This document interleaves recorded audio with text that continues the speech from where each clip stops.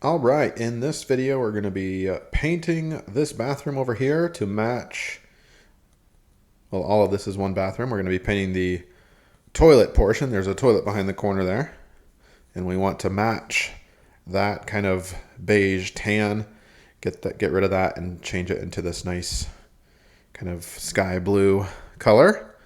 And we'll pick up a few tips along the way. This is the room in a little more detail. It's kind of a smaller room, so you won't be able to get the full angle here, but we're going to be using this paint here. This was mixed at Ace Hardware, and we are not going to be using painter's tape. So this is one of the little trick I'll show you. A lot of the intimidation and prolonging of painting a room, right, is the idea that you have all this prep work to do.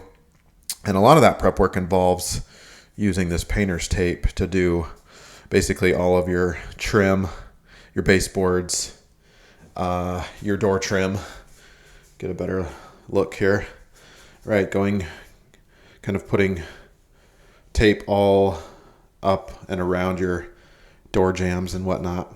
And so we're going to be basically skipping that that part. And how, you might ask? Well, with a steady hand, we're going to be painting using this brush. So let me kind of show you how that's going to work. We're going to just kind of come right up kind of like that.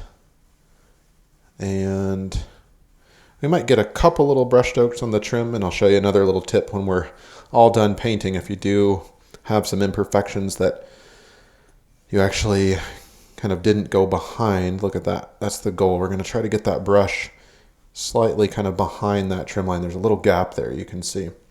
But if we do end up messing up a little bit, I'll show you a little trick that we can do toward the end. You could also use one of these 4-inch microfoam roller brushes, not for the corners and edges obviously, but for most of your flat planes. Make things go a little faster. Really good coverage, but it makes your coats really thin, I would say. Another important part of the prep work will be to remove your light switch covers, right? That's really easy to do. Just a screwdriver, and be careful, there is live wires under there, so don't want to be around this with wet hands or anything. But you can turn the light on and off without problem. Just, don't put your finger back there. That's important. And then we have the toilet paper roll holder right here. This is what we're going to be installing.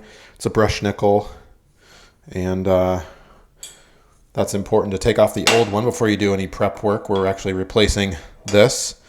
Or we had an old one. This is the new one that we'll be putting on. And to do so, you might have two, but there's a little bracket here that will go on into the wall. So you basically take a screw, secure that into the wall, and then this goes right on afterwards. So it's nice to have that off so you're not messing around with painting around it and possibly getting paint on your new finish. This was the hole from the old one. It had basically two brackets. This new one only has one, so I patched that and grabbed some vinyl spackling here. Pretty affordable, I think. And then I sanded. Actually, I don't sand because I don't like to damage that orange peel texture around it with sandpaper. But if you put your spackling mix on, let it dry, take a wet rag after it dries and just kind of wipe it, and it's going to smooth that out, have the same effect of sanding, but without damaging that drywall, if that makes sense. So there's a little tip there. We had an old towel rack here, so that's kind of another tip for you. Do all your prep work before you paint. And we might need to readdress that if I didn't get it. It's pretty smooth to the touch. But if it looks obvious after we paint it that there's been a hole there because it's not textured, can you see? It's nice and smooth, so there's no orange peel on that. If it looks obvious, we might need to add some spray texture to it. This one has a little bit of texture. And that's pretty much it. That's the prep work that I did. I did wipe down the walls. You'd be amazed at what kind of accumulates. And, you know, to help with the adhesion of your paint, new paint to the old paint, just take a damp rag and just wipe down all your walls. You'd be surprised what comes up. Just kind of an example is like looking at your doors. If you have any, like, look at that kind of dust. Can you see that on my finger? And that stuff gets on your vertical surfaces too over time. And so there, you see that a little bit. So definitely wipe that down. That takes a little bit of time, but not too bad. And that's it. So we'll go ahead and get the paint open, stirred, and we'll get started here. And yeah, let's do it. All right, if you just got a can from the store, before you bring that home, ask them to stir that up for you. They'll put it in the machine, and they'll actually, especially if this has been sitting like on a shelf for a long time, you'll actually get some sediment down there. So you can certainly hand stir it, but it's gonna be a lot better for you, I think, if you have them stir it up by their machine. And most places will offer to do that for you if you buy a new can. So that's kind of nice. Otherwise, you can see I've already dipped into this because we painted the shower and sink room behind me. And let me show you. We recently did this shower. You can search my channel for the do-it-yourself video on how we installed this shower door. Beautiful, beautiful. And separate videos on how to tile your own shower if you've never done that before, including that nifty little shower niche behind there. You can see. And of course, got some cool new hardware, new shower head and handle. And here are those towel racks that match, or hooks, and here's the actual rack. We also did kind of repainted the vanity. It used to be kind of a dark Java color, and I made a wood countertop. We got rid of the old kind of I thought it was kind of outdated, and did a nice poplar countertop and sealed it up really well with some new, vessel sinks and that really cool modern look, if you're interested. All right, so we got this paint stirred up, and we'll go ahead, and it might help here if you notice I have a little Tupperware. You could pour your paint into that, so you're a little easier to move around. You can pick it up, transport it easier, and yeah, recommend that. All right, let's go ahead and get started. Put a little paint on there, and then you might need to put two coats on. We did with the other room, but if you buy a nicer quality, this is a channel all about do it yourself, save a buck or two along the way. I mean, it's nice paint, but all right, so see what I'm doing here.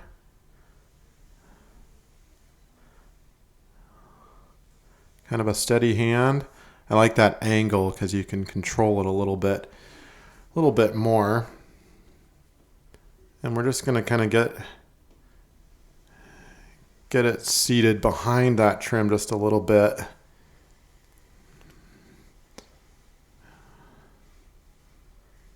There we go. All right. And then we can kind of feather that out a little bit. Just watch that end of your brush to make sure you don't actually hit it. See that? Now that gap is still there, and you may be able to see some. No, that's just dark. That pretty much got behind there. You can actually see the paint right here. It kind of filled the gap, and that's fine.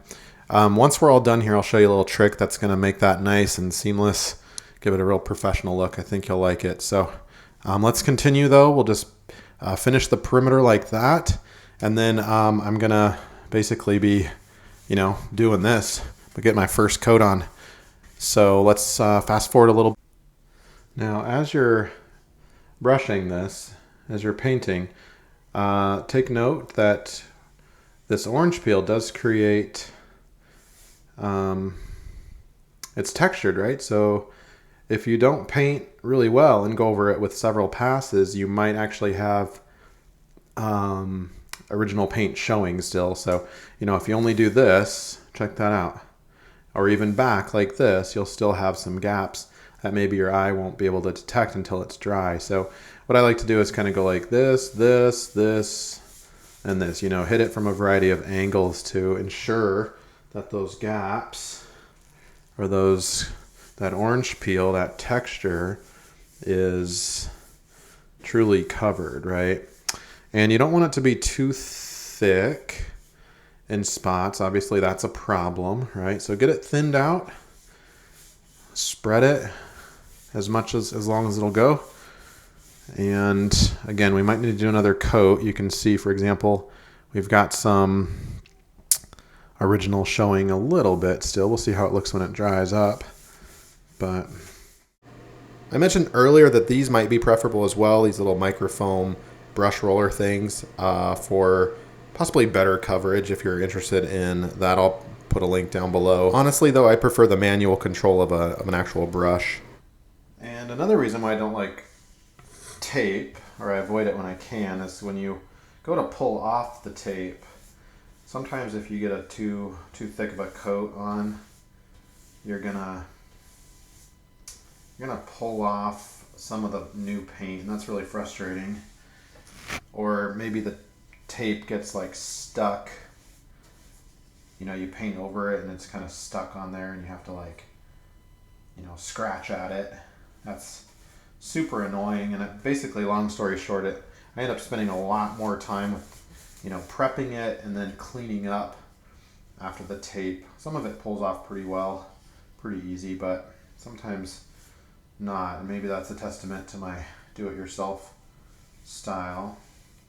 Now we're gonna get in here a little bit. You can see we got a real narrow, there's not a lot of gap either.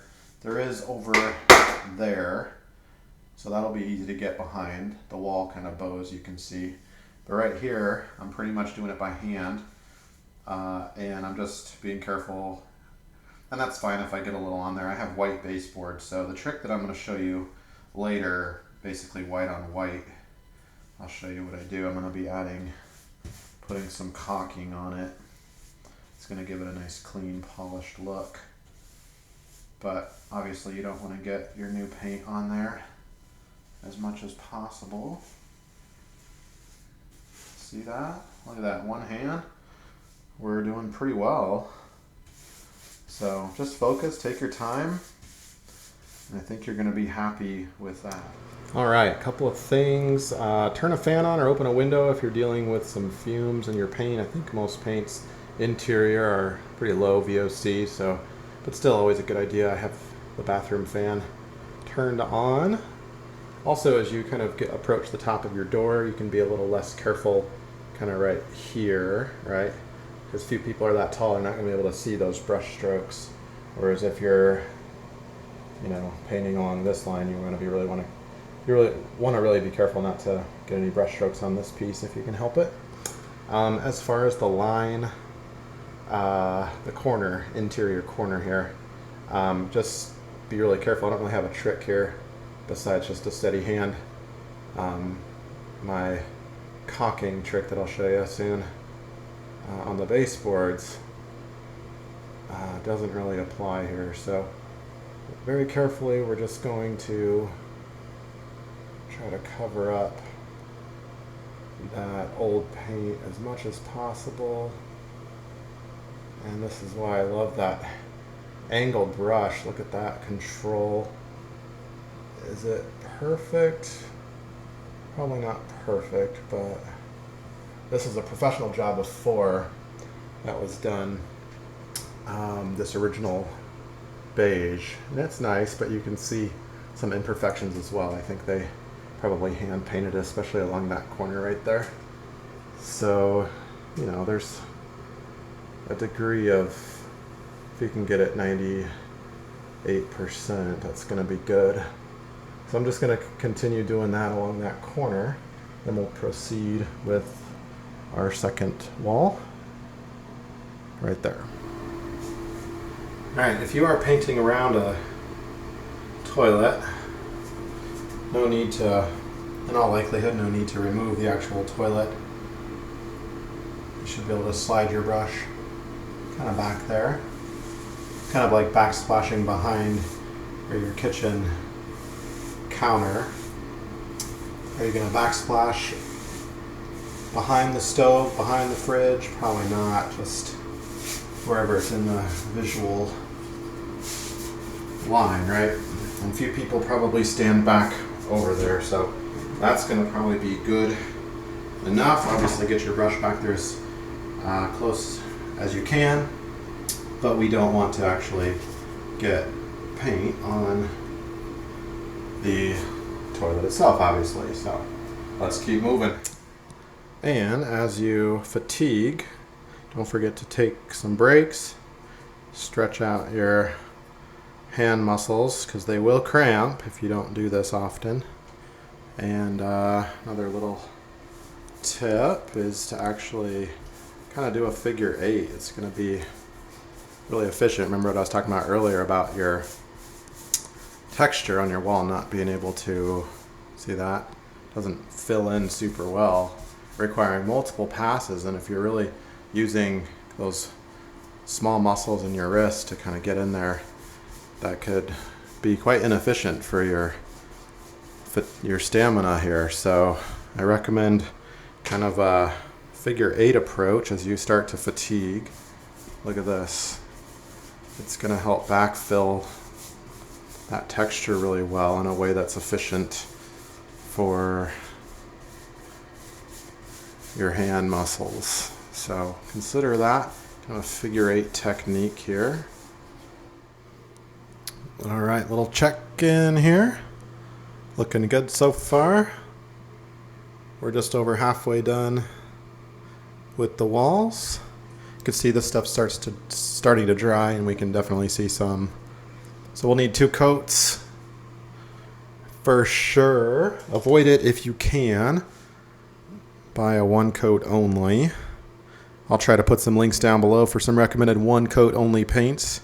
If you're interested, check out the description, and let's keep after it here.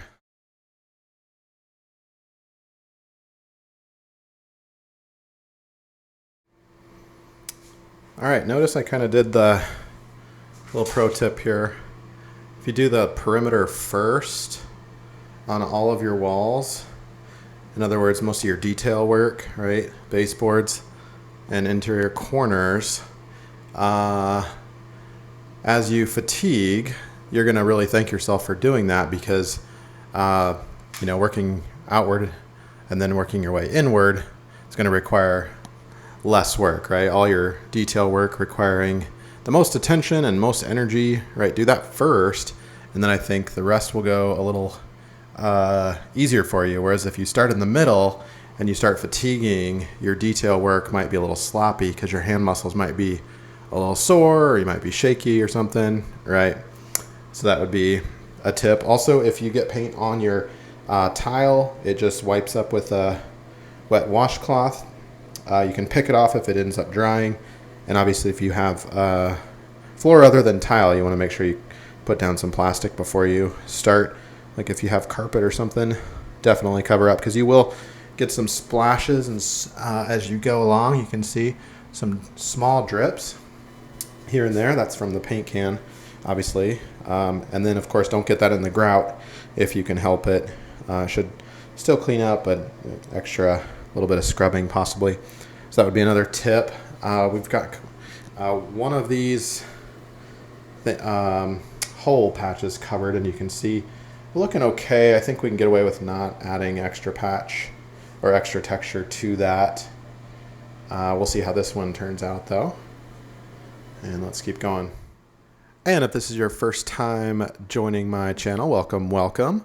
Hope you will consider clicking that subscribe button down below, joining our do-it-yourself community. I do lots of do-it-yourself home projects around the house. I'm a huge cheapskate, always looking for a good deal, cutting corners, but not at the cost of quality.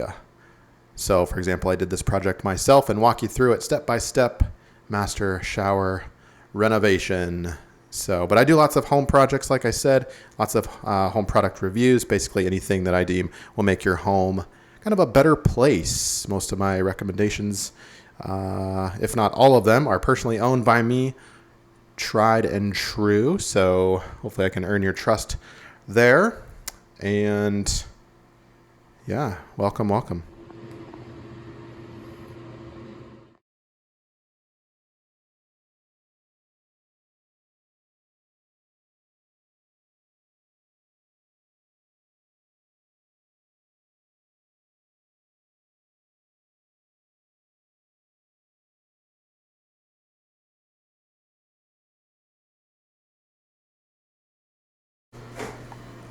All right, we've got our first coat on. These are looking pretty tight. And depending on where you started and how big your project is, you might be ready to go ahead and do your second coat already.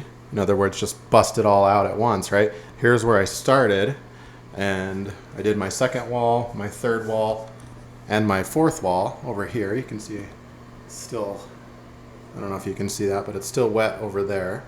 But meaning the time it took me to get to the fourth wall, your starting point might be dry already, and in this case it is. You'll want to touch and feel first. That's old paint, so there we go. We're dry. And also read the instructions on the back of your paint can to see how long the manufacturer recommends that it dries for before you put a second coat on, because even though it might be dry, it might not be fully cured. And anyway, read that to make sure. But in this case, we could go ahead and bust it out if we wanted to. It's dry to the touch, and the manufacturer says to wait 30 minutes before a second coat, so we're happy with that. So something to keep in mind.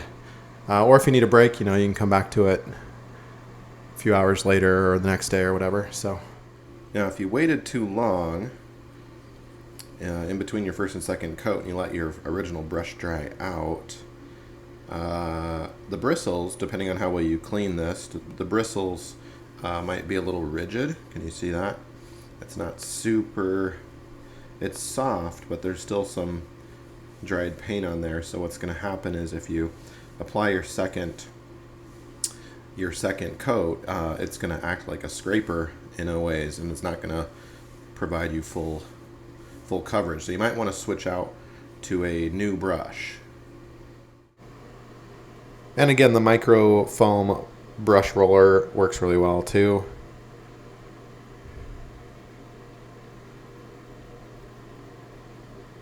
Pretty nice coverage, just got to roll it around a little bit.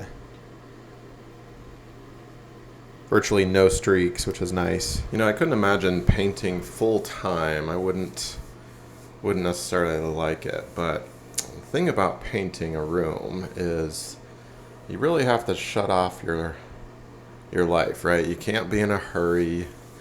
Otherwise you're just going to fight this, because it does take a little bit of time. So why not embrace it, right? Why not tell yourself that you're going to enjoy the process a little bit?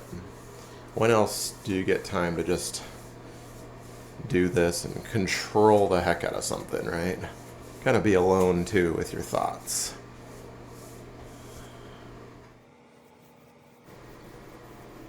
We'll fast forward a little bit here. You get the idea.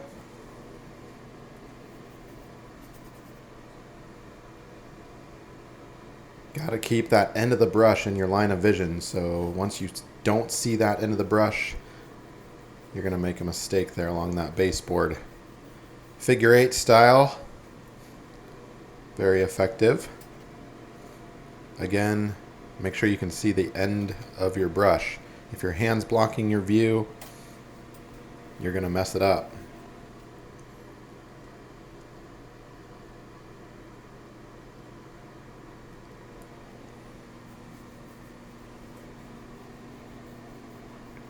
So what do you think? Is this something that you can do?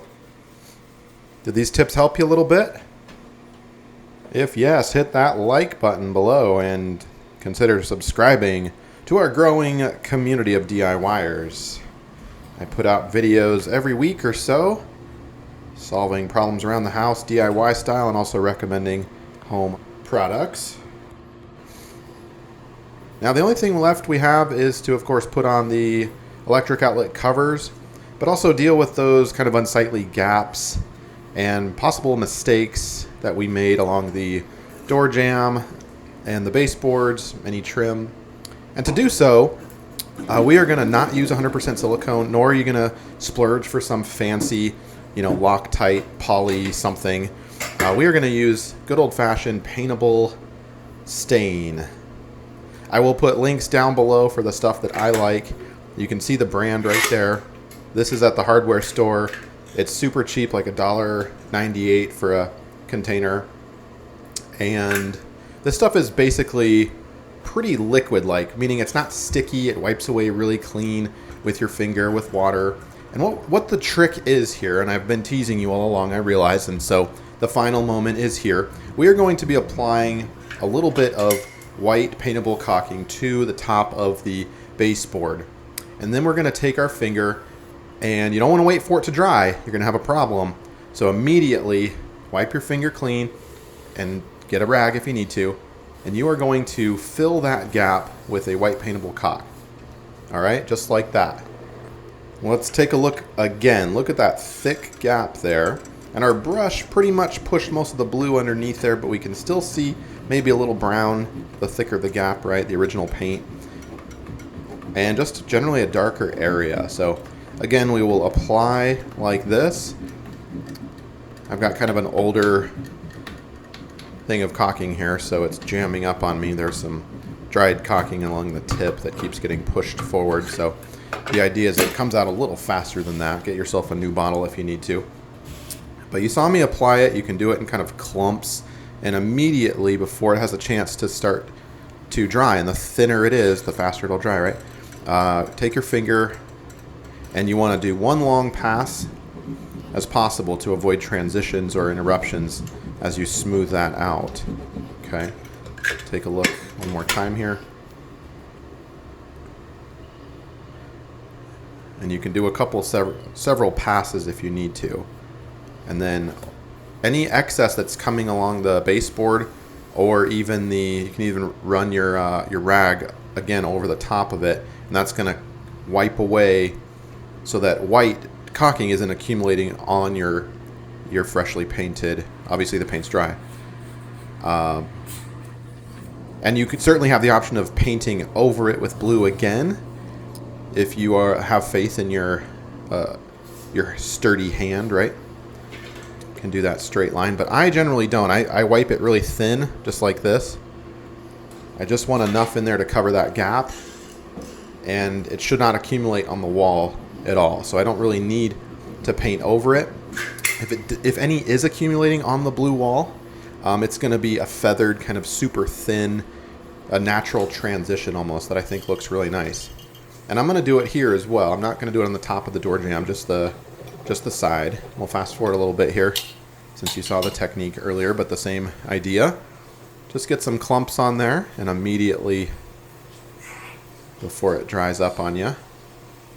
It won't completely dry obviously that quick, but if you wait even like 30 seconds, it might be an issue for you, and you'll see it start to clump. You don't want it to clump. You want it to be nice and smooth. Nice and smooth. Try to do it one direction if possible. You saw me going from the top down and then from the bottom up. Try to go all in one direction if you can. All right, so we will do that to all of the baseboards. Get things all nice, and look at that. I'm happy with that for sure. That looks pretty professional, I think, if I do say so myself. All right, next up is the toilet paper roll holder. As I mentioned earlier in the video, we're going to be installing this brush nickel, brand new hardware. Looks really nice. The tubular kind of aesthetic goes along with the shower head and the towel racks that we have elsewhere. And we're going to mount that bracket with that screw, tighten it up, and then place the toilet paper roll over it. And there's a hex nut underneath that you can tighten with the provided Allen wrench. Again, I'll put links down below for all the supplies that you see in this video if you're interested in picking this up yourself or some type of similar product. I always put my recommendations down below in the description. All right, get that nice and firm so it does not wiggle or budge or anything like that. And our final step, we're going to undo that prep work that we originally did before we started painting, replacing the covers for the switch there. There's 4 screws for this particular wall plate, and hand screw them like that with a screwdriver. Don't use a drill. You don't want to over tighten and crack that plastic. Tighten them all the way up and you should be good to go. All right, you've made it. Thanks for being with me throughout this kind of long video. Hopefully, though, you've picked up a few handy tips for your painting project. Again, hit that like button down below and don't forget to subscribe. As always, thank you for your viewership and have a good one.